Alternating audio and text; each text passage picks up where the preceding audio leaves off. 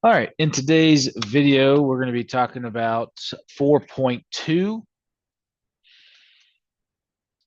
linear functions.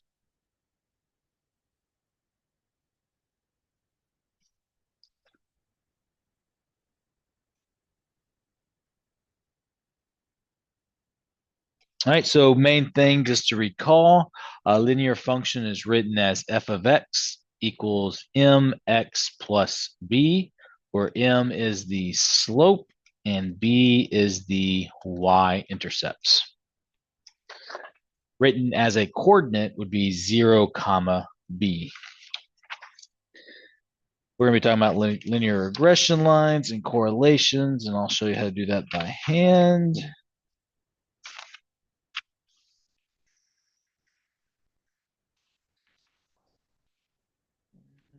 That's pretty much it. As sometimes the case might be, the homework actually is not the homework. The homework's actually easier than what's in the book. So I came up with a few examples to do with y'all before we go into the book. So for my first example, the directions have it as find the linear function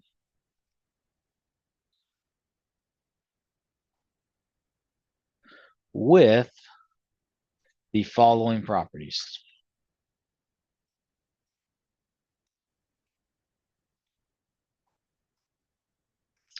All right, so for this first example, have f of 0 equals -5, and the slope of f is equal to -8. One thing I need you to notice is this right here is just a fancy way of writing a coordinate as 0, comma -5. And then hopefully you notice that this is a fancy way of just saying, hey, the y-intercept is this, slope is this. So when I plug it in, it just becomes f of x equals my slope, which is -8x, plus my y-intercept, which in this case is -5. And that's it. So in example 2, same directions, but now f of 0 equals -7, and slope of f equals 1/4. So again, notice that this is f of 0, so it's the y-intercept, and then the slope right here. So this would be f of x equals 1/4 x minus 7. And there you go. All right, now those two are real easy, so let's get a little bit harder. Let's look at example 3. In this one, I have f of -5 equals 7, and the slope of f equals -7. So now notice I don't have the y-intercept, but this is still a coordinate. This is still -5, comma 7.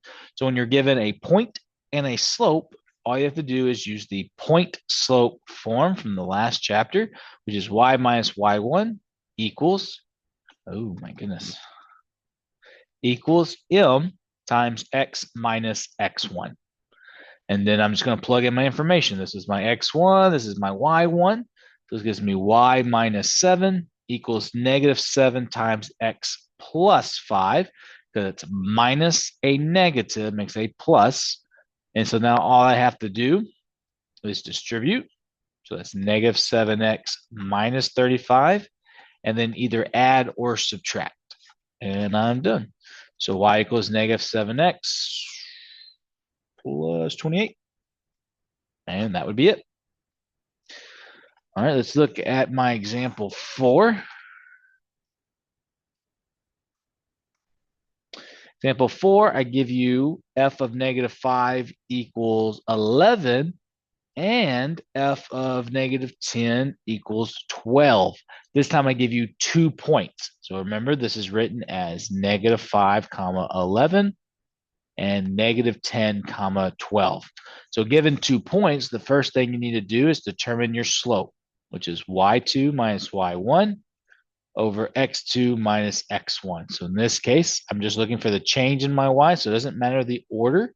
So that's going to just be -10 minus -5 over 12 minus 11. Again, two negatives make a positive. So -10 plus 5 gives you -5 over 1. So -5 is my slope. And then from there, now that I have slope, I just got to choose one of these points to plug into my point slope formula. So in this case, this would be y minus 11. I'm just going to choose the first point, but it doesn't matter. -5 times x plus 5, because again, that's minus a -5. So then once again, all I have to do is distribute. I'll get -5x minus 25. And then I'll either have to add or subtract. In this case, I'll add 11. And I get -14. And that's it.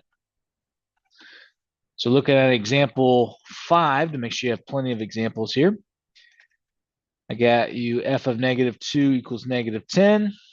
And f of -4 equals -3.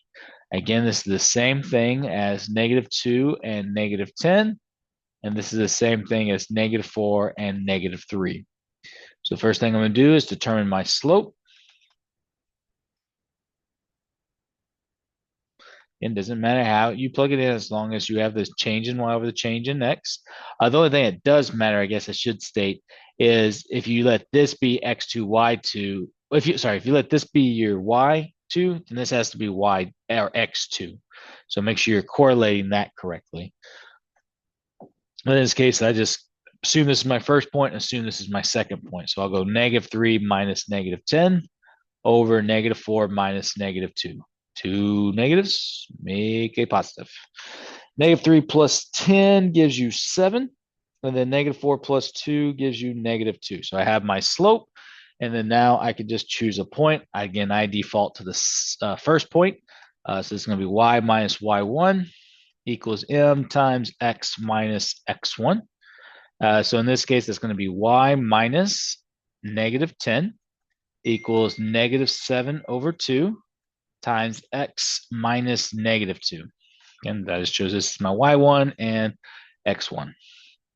So again, two negatives make a positive. Two negatives make a positive.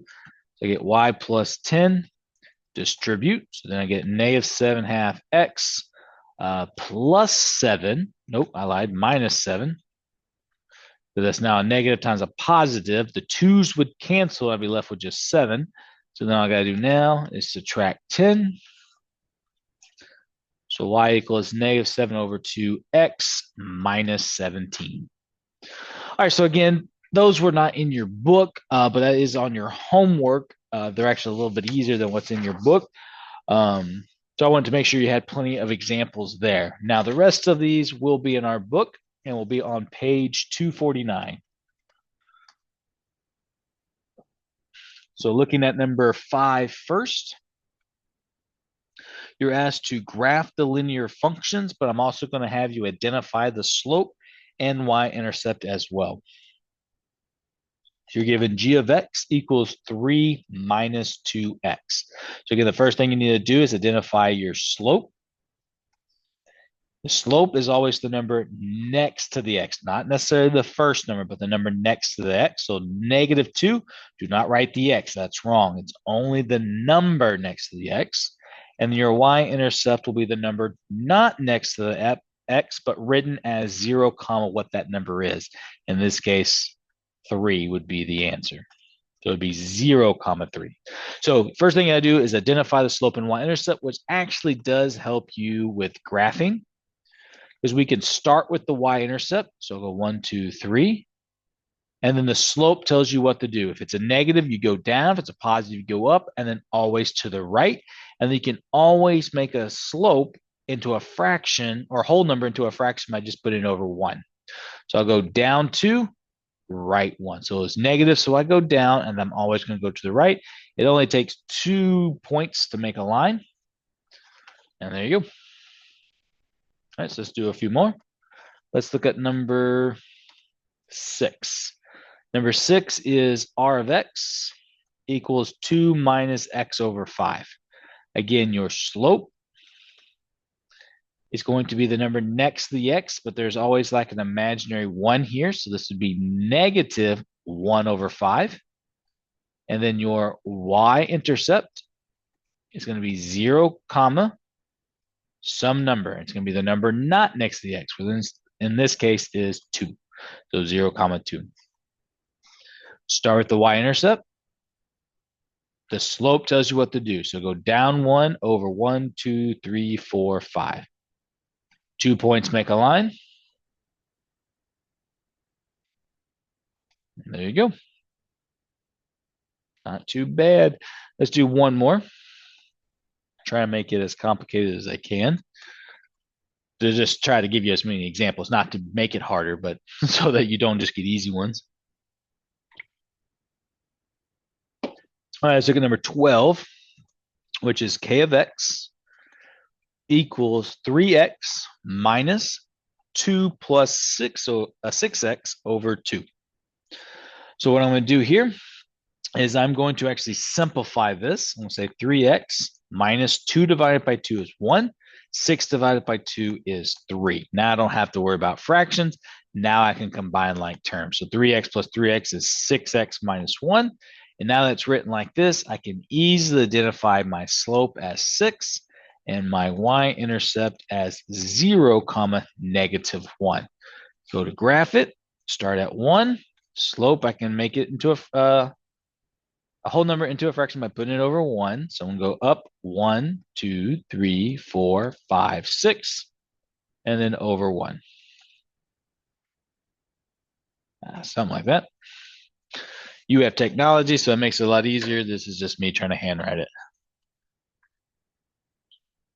Alrighty, let's see what else they got. All right, so let's do number 22. In this set, you're asked to find the formula given the equation. So looking at number on page 250, looking at the graph, I'm going to pull 2 good points. So I want to pull the y-intercept for sure. 1, 2, 3. 1, 2, 3. So I go right here. And then we'll go ahead and pull another good point, which looks, if I had to put money on it, it looks like 1, negative 1. All right, so this is kind of what's given to me, in a better graph. So what I'm going to do is I'm given the y-intercept. So now I just got to calculate the slope. I can do the math, or I can realize that slope is rise over run. So in this case, I can figure out what my rise is and then figure out what my run is. So I went down 1, 2, 3, 4. So I went down 4, and then I ran 1. So that means my slope is negative 4 divided by 1, which is negative 4.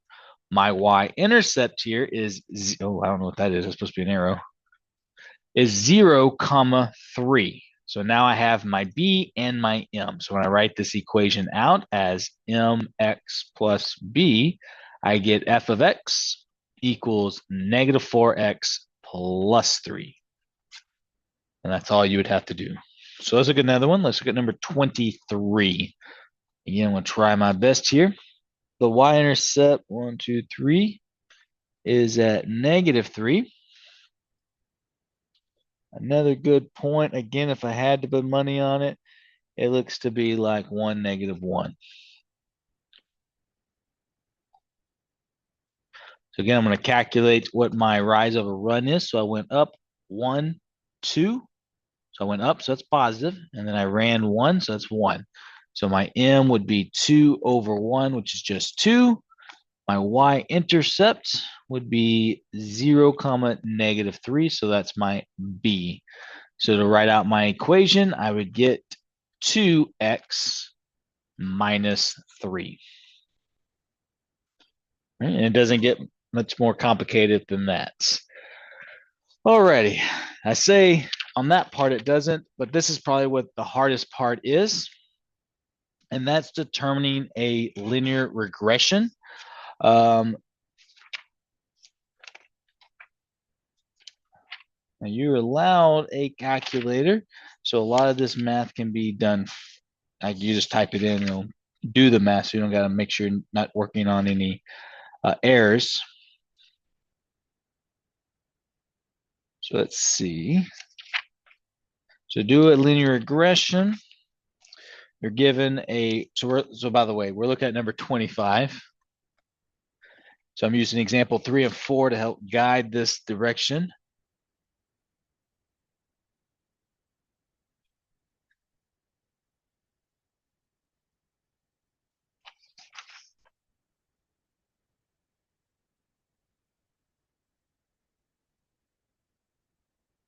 All righty. So it looks like the first thing we need to do is calculate our x hat and y hat. Let me go ahead and write out the list of stuff here. So this is 1 comma 10, 2 comma 8, 3 comma 7, 4 comma 6, 5 comma 5, 6 comma 5, and 7 comma 4.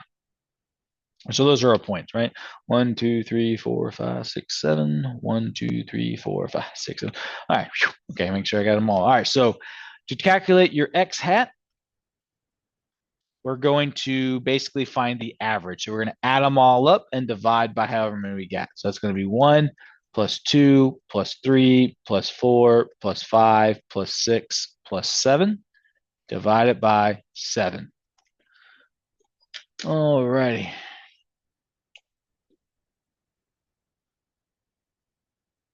I got my calculator.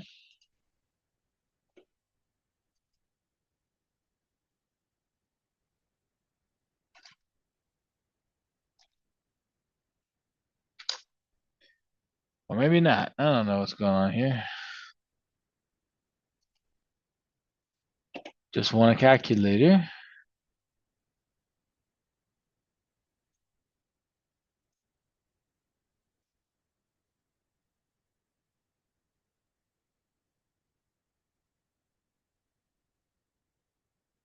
Why is things got to be so complicated?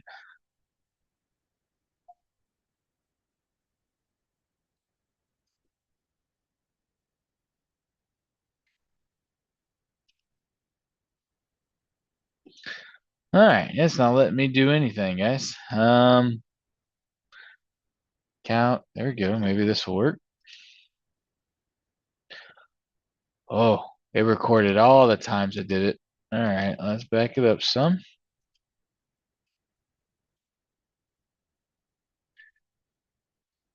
All right, let's make sure y'all can see this with me.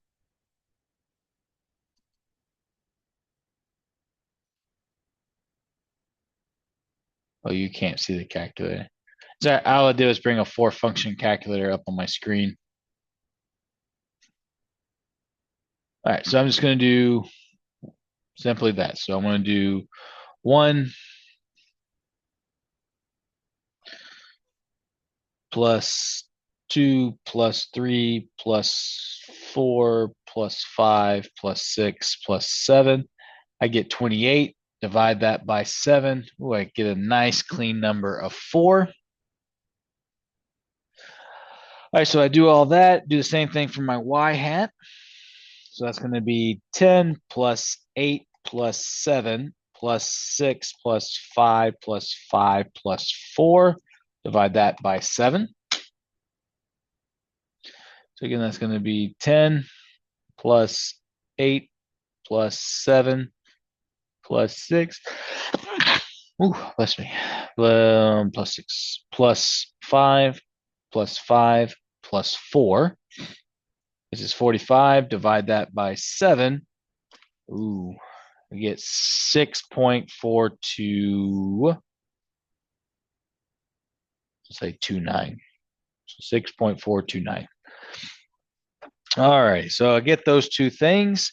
So now I got to find the change in x. So this is step 1. So now in step 2, I have to calculate my change in x.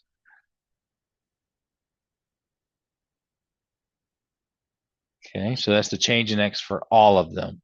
All right, so that's going to be Okay, so that's whew. Okay, so that's 1 minus 4, which gives me negative 3. Then that's going to be 2 minus 4, which gives me negative 2. 3 minus 4, which gives me negative 1. 4 minus 4, which gives me 0. 5 minus 4, which gives me 1. 6 minus 4, which gives me 2. And then 7 minus 4, which gives me 3. And then I come over here and I do the same thing for my change in y. So this is going to be a little bit harder. So I'm just going to write it all out first. So 10 minus 6.429. Sure do hope I wrote them all right. 76554. 10, 8, 7, 6, 5, 5, 4. Okay. And then 8 minus 6.429. Then we have 7 minus 6.429. Then we have 6 minus 6.429. Then we have 5 minus 6.429. Then 5 again. And then 4. So now we're going to work this out. So I get 10 minus 6. Nope, that's a 9. 6.429. I get 3.571. This will probably be 1.571. This will be 0.571. Make sure I'm doing that right in my head. So 8 minus 6.429, yes. And then 7 minus 6.429, yes. All right, good. And then 6 minus that would give me negative 0.429. 5 would give me negative 1.429. And then again, this would also be the same thing.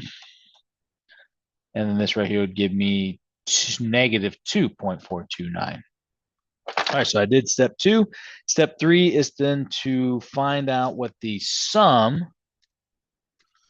So I'm gonna need more room. So I'm with 3 right here. So I need to find now the sum of the product of these guys.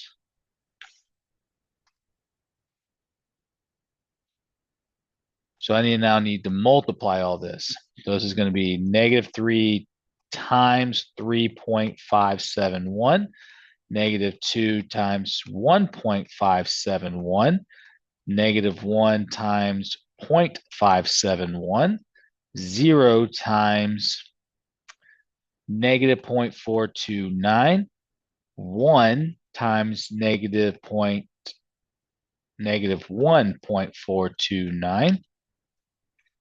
And then it's going to be 2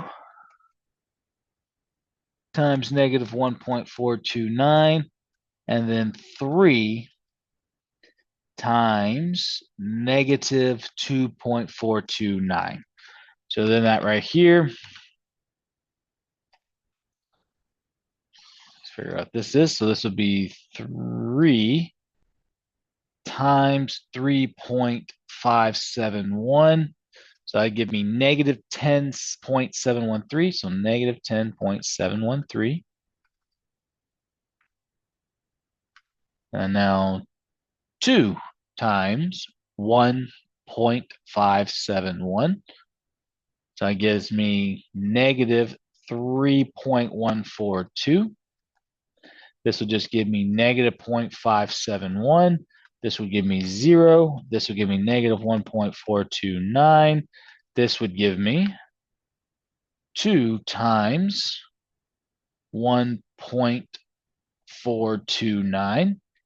So that's going to be negative 2.858. So negative 2.858. And then this would be 3 times 2.429. That's going to give me negative 7.287. All right, so I found that. Now I just got to find the sum. So now I got to add all those up. So that's going to be, so they're all negative, so I don't have to worry about carrying the negative. So that's going to be 10.7 0.713 plus 3.142 plus 0.571 plus 1.429 plus 2.858 plus 7.287. Oh, nice clean number. So that gives me 26. All righty, what else? Oh, and then now I also need to calculate the sum of delta x squared. So I need to square all these numbers and then add them up. So -3 squared would be 9. -2 squared would be 4. -1 squared is 1. 0 squared is 0. 1 squared is 1. 2 squared is 4. 3 squared is 9. So 9 plus 9 is 18. 18 plus 8 is 26. 27, 28. So this, easily done in my head. Not so much for this. All right, so we got step 3 done. All right, step 4 is now to calculate the slope. So to calculate the slope, so in step 4, it's going to be the sum of the delta x times delta y divided by the sum of delta x squared. In this case, I get 26 over 28. I have no idea. It's less than 1. 26 divided by 28 gives me, we'll go to continue with our 3. So that'd be 0.929, 0.929. All right, so I got that. And then now our equation is to calculate B. So we're still in step 4. So I got my M.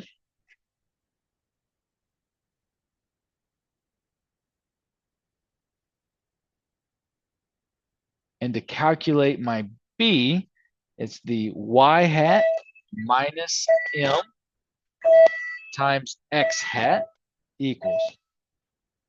Do we have to choose one? Oh, we don't. Oh, there's y hat. So 6.429 minus 0.929 times 4 will give me my B. So let's look at that. So it's going to be 6.4. Nope, let's do the other one. Let's do 0.929 times 4. We get 3.716. I need to write that down. 3.716. All right. So then I can do 6.429 minus 3.716. And I get 2.713. So 2.713. Now that I have my B and my M, my equation, write this in one last color. So this is your final answer, would be y equals 0.929x plus 2.713. And that was number 25.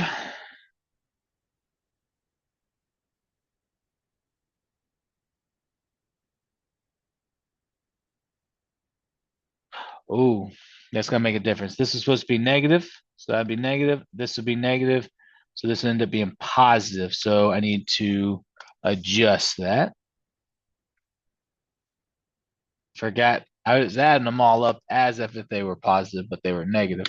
So that's going to make it, let's try that again. So that's going to be 6.429 plus 3.716. That looks better. 10.145 is the actual answer. 10.145. Bring the negative right here. 0.145. So there you go. So making a little mistake like that would definitely cause this to be wrong. All right, so that was part A for number 25. Part B then says find the Pearson correlation. I will say on the homework, it only makes you do it this far, but you do have a question that follows this that asks you to calculate the correlation coefficient. So I wish I could extend this page. So this continued, you pretty much have done everything. So to find the R, it's the sum of the delta x times delta y over the square root of the sum of delta x squared times the square root of the sum of delta y squared. So that's the only thing we didn't do. So there's delta x. So I'm just going to do that one part. So over here, delta y squared. Where's my delta y? Oh, man. All right. I'm going to take a picture of it, so I'm going to keep going back and forth. All right. So this would be 3.571 squared, 1.571 squared, 0.571 squared, negative 0.429 squared, negative 1.429 squared, negative 1.429 squared again, and then negative 2.429 squared.